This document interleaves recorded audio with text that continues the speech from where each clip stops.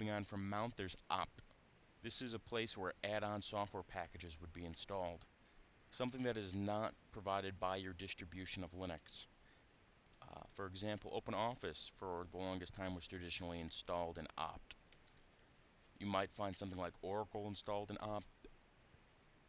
You can think of it similar to programs and files in a Windows world, but in Linux most things are provided by the distribution, so opt is not used as much. Proc, for example, though, is much different. It's very similar to dev in that it provides a file location for something that may not actually be a real file, in the sense that it doesn't reside on a hard drive. So if we take a look inside proc, there's a bunch of numbers here and directories. These are referring to running processes on the system as a whole. The first process to launch on any Unix system should be the init process. So if we just take a look inside here, we're going to find information about this specific process. For example, mount information, the mounts, status of it. This information is useful,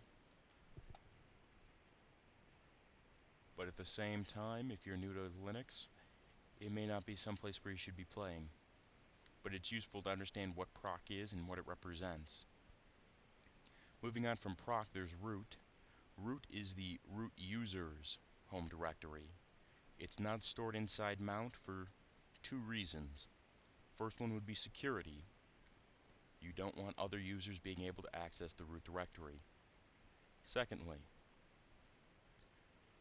the home directory may be on a different partition, and the root user's home directory should be on the same partition as the root directory of the system. Because if you can only boot into single user mode and you're not able for whatever reason to mount the home directory, you still want to be able to log in correctly as the root user.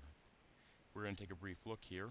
It's very similar to the BlueGeek 9 user, although you'll notice that there's not a desktop or documents folders already created for you. Moving on, there's sbin, or system binaries. This is very similar to the bin directory. The primary difference, though, is that sbin, or system binaries, have binary files that are only meant to be executed by the root user.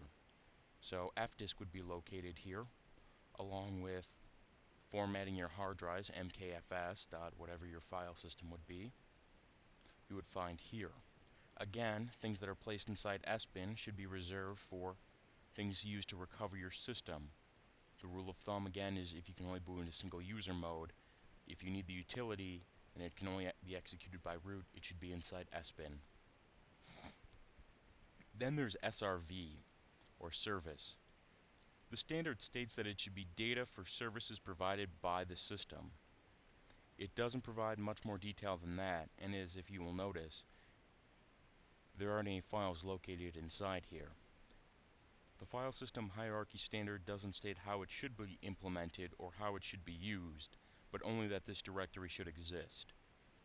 This system is compliant because it is here, but it doesn't make any use of it. Moving on from SRV, there's sys. Sys is not part of the FileSystem Hierarchy Standard and is unique to the 2.6 Linux kernel. The sys directory provides a user interface into the internal workings of the kernel during runtime. It allows the user to change things like the disk I/O schedule of the kernel on the fly. The sys directory is not, I would say, it isn't complicated, but the explanation might be a bit involved and should be reserved for a subsequent video. Moving on from sys, there's temp, TMP. This is just a place to create temporary files. Anything inside here should be able to be deleted without risk of damaging anything on the system. Traditionally, when the system boots, it deletes everything out of here.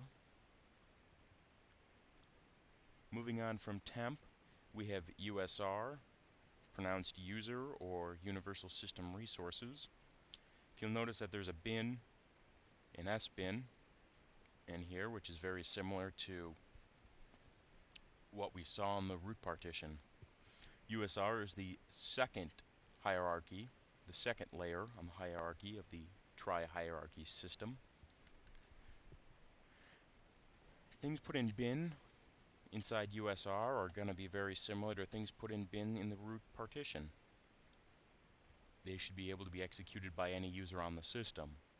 Just like sbin on the root partition, sbin inside USR should only be executable by the root user. These are things that are not considered essential, things that you would not need if the system is only able to boot into runtime. If we take a brief look here inside USR bin, we'll see some of the files. Now it should be mentioned that the reason why USR is a separate directory and there isn't everything all put inside bin or sbin is that this may not be stored on the same partition or even on the same machine. Your USR directory may be a network file system mount. Nowadays it's not that common, but it was before. For example, ALSA Mixer, which is for the Linux sound system on here. This is not something that would be considered essential. There are several files in here. USR tends to be a very large directory on most modern Linux installs. Moving on from USR, we go to var, which has variable data in here. You're going to find things in here like your mail spools. So for example, we have mail, and then there's spools or even temp files here as well.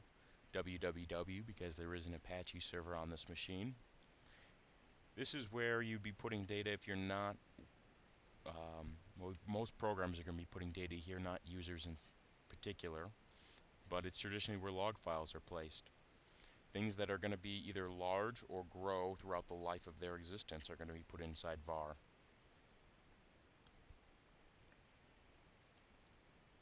And then these are two symlinks which points to the init.rd and the kernel of the system. I hope you've enjoyed this video. Hopefully it'll be the first of many to come.